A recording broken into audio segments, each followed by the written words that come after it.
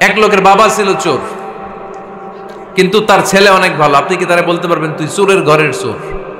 বলতে পারবেন? চুরি করছে বাবা, ওর কি দোষ? কথা বলেন। এগুলো কবিরা গুনাহ। আওয়াজ করে বলেন তো কি গুনাহ? কবিরা গুনাহ। কারো আকৃতি নিয়ে, আমার ফরিদপুরের কলিজার টুকরা যুবক ভাইরা, কারো আকৃতি নিয়ে কখনো অবজ্ঞা করবে না, তুচ্ছ জ্ঞান করবে না। এটা কবিরা গুনাহ, এটা আল্লাহ খুব অপছন্দ করেন। এর কারণ আকৃতিটা আমাদের হাতে নাই। আমাদের কারো নাক লম্বা, কারো খাটো, আমরা কেউ কালো, কেউ সাদা, আমরা কেউ স্মার্ট, কেউ অন্যরকম। তো এই যে আমাদের এক এক ধরনের আকৃতি, এটা কি আমি বানাইছি? আপনি বানাইছেন? দিছে কে? এই জন্য কারো দেহের গঠন নিয়ে যদি আপনি অবজ্ঞা করেন, এটা প্রক্ষান্তরে আপনি স্রষ্টাকে নিয়ে অবজ্ঞা করলেন। কারো দেহের আকৃতি নিয়ে যদি আপনি তুচ্ছ করেন, তাকে তুচ্ছ করেননি, আমার রবকে আপনি তুচ্ছ করেছেন। চিল্লায় বলেন ঠিক কিনা? খবরদার, তুই কালু, তুই লম্বু, তুই মোটু, তুই কানা, তুই রোহিঙ্গা, আছে না নাই? ইদানিং এটা খুব চলে। এই রোহিঙ্গা নামটা আছে না? ফরিদপুরে এগুলো ঢুকে নাই না? আমাদের ওইদিকে দেখি কি অবস্থা, কারোর সাথে কেউ লাগলে তুই রোহিঙ্গা।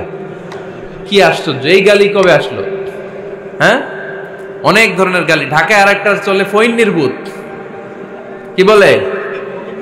এই এগুলো আগে শুনি নাই আমরা, রিসেন্ট এগুলো বলা শুরু করছে। ফইন নির্বুত, রোহিঙ্গা না, এগুলো বলে আপনি কাউকে অবজ্ঞা করতে পারবেন? পারবেন না। খবরদার, এটা কবিরা গুনাহ, এটার ছোট গুনাহ মনে করবেন না। কারণ আকৃতি নিয়ে তুচ্ছ করা যায় না, কারণ আকৃতি দান করেছে কে? হুয়াল্লাযী ইউসাউইরুকুম ফিল আরহামি কাইফা ইয়াশা লা ইলাহা ইল্লা হুয়াল আজিজুল হাকীম। তিনি এমন সত্তা যিনি তোমাদের চেহারার অবয়ব দিয়েছেন, তোমাদের আকৃতি দান করেছেন তখন যখন তোমরা মায়ের পেটের ভেতরে ছোট্ট জোকের মতো ছিলা। মায়ের পেটের ভেতরে আমরা যখন সবাই এত ছোট্ট, তখনই আমাদের চেহারার আকৃতি দিয়েছে কে? কে সুন্দর হব, কে ছেলে হব, কে মেয়ে হব, কে মোটা হব, কে চিকন হব আমার ইচ্ছা হয়েছি?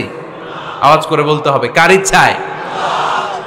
প্রত্যেককে যদি আল্লাহ প্রত্যেকের নিজের চেহারা ডিজাইন করতে দিতেন, আল্লাহ যদি বলতেন তোমার চেহারাটা কেমন হবে তুমি ডিজাইন করো, তাহলে আপনি আপনারা কেমন বানাতেন? হ্যাঁ বলেন, ফরিদপুরের ভাইরা বলেন, সুন্দর করে বানাতেন তাই না?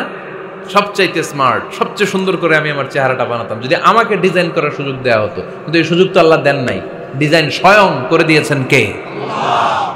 কোন নারীকে যদি আল্লাহ বলতে, এই নারীরা তোমাদের চেহারা কার কেমন লাগবে তোমরা বানাও, প্রত্যেক নারী কি করতো? বিশ্ব সুন্দরী করে নিজেকে বানাতো। খুদ ধরার মতো কোনো জায়গা সে নিজের জন্য রাখতো না, ঠিক কিনা? কিন্তু এটা আল্লাহ দেন নাই। এই আকৃতিটা আমাদেরকে সরাসরি দান করেছেন কে? খবরদার, আমাদের অনেকে বিকলাঙ্গ, আমাদের অনেকের হাত ছোট, পা বড়, দেখতে মোটা, কেউ চিকন, কেউ কালো। খবরদার, কারো আকৃতি নিয়ে কখনো কোনো অবজ্ঞার সুরে, ঠাট্টার সুরে কোনো কথা আমরা বলবো না। রাজি আছেন? সবাই রাজি আছেন? আল্লাহ রাসূল সাল্লাল্লাহু আলাইহি ওয়াসাল্লামের এক সাহাবী ছিল, নাম ইবনে মাসউদ রাদিয়াল্লাহু তাআলা আনহু। উনার পায়ের নলা ছিল খুব চিকন, অস্বাভাবিক চিকন, স্বাভাবিক না।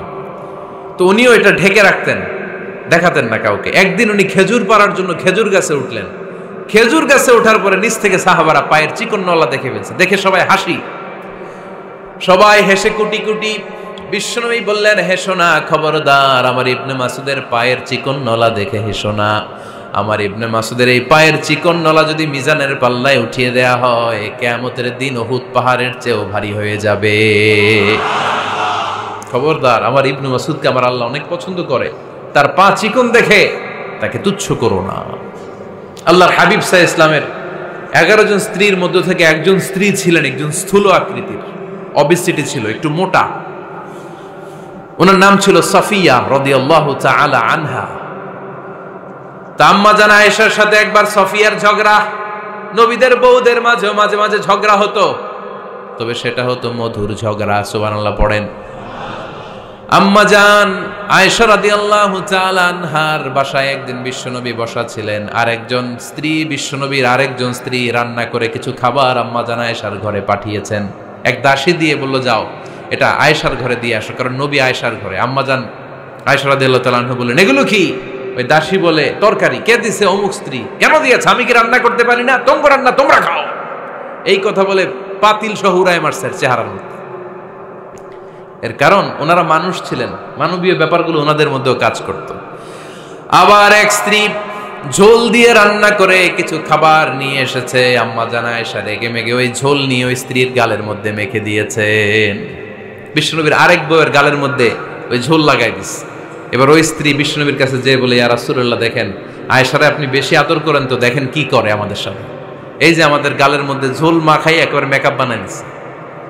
বিষ্ণু ইসা ইসলাম বললেন, তাই আয়েশাকে ডাকো। আম্মা জান আয়েশা রাদিয়াল্লাহু তাআলা আনহা আসলেন। আল্লাহ রাসূল সাল্লাল্লাহু আলাইহি ওয়াসাল্লাম বললেন, তুমি কি আমার এই স্ত্রীর সাথে এমন আচরণ করেছো? আম্মা জান আয়েশা বললেন, করেছি। কেন? আম্মা জান আয়েশা বললেন, তখন মেজাজটা গরম ছিল, এখন বুঝতে পারতেছে আসলে এই কাজটা করা ঠিক হয় নাই। এবার বিশ্বনবী বিচার করবেন। বিশ্বনবী বললেন, আল কিসাস, যেমন করা হয়েছে বিচার হবে তেমন। তোমার গালে যেমনি ঝোল লাগাই দিছে, তুমি একটু ঝোল নিয়ে আয়েশার গালে লাগাই দাও। সুবহানাল্লাহ পড়বেন না? ওই স্ত্রীও কিছু ঝোল নিয়ে আম্মা জান আয়েশার গালে লাগাই দিল। এখন দুইজনে হাসতেছে, বিশ্বনবীও হাসলেন, আরশের উপর থেকে খুশি হয়ে গেলেন। কে? তো স্ত্রীদের মধ্যে মাঝে মাঝে এটা ঘটতো। সাফিয়া রাদিয়াল্লাহু তাআলা আনহা ছিলেন একটু মোটা। আম্মা জান আয়েশা বললেন, ইয়া রাসূলুল্লাহ, দেখেন আপনার মুটি বউ, আপনার মুটকি বউ, এই মুটি বউ বলে একদিন একটা গালির মতো দিয়ে ফেলছে। আল্লাহ রাসূল সাল্লাল্লাহু আলাইহি ওয়াসাল্লাম রেগে গেলেন, বললেন, আয়েশা এটা কেমন কথা তুমি বললা মুটি? আমার সাফিয়ারে তুমি মুটি বলে গালে দিলা রে আয়েশা। ইয়া আয়েশা লাকাদ কুলতি লা কালিমা লাউ মুজিজাত বিমাইল বাহরি লামাজাজাতহু, এমন একটা মন্তব্য তুমি সাফিয়ার ব্যাপারে করে ফেলেছো রে আয়েশা। এই কথাটা যদি সাগরের নীল পানির মধ্যে ছেড়ে দেয়া হয়, এই কথার পঙ্কিলতার কারণে, এই কথার কর্দমাক্ততার কারণে, এই কথার পঙ্কিলতার কারণে সাগরের সব পানিগুলো মুহূর্তের মধ্যে কালো হয়ে যাবে। এই কথাটা সাগরে ফেলে দিলে সাগরের নীল পানি পুরোটা কালো হয়ে যাবে। আয়েশা, খবরদার, কাউকে তুচ্ছ করে অবজ্ঞা করে কখনো কিছু বলা যাবে না। এই জিহ্বাটা এটা ভয়ঙ্কর একটা অঙ্গ।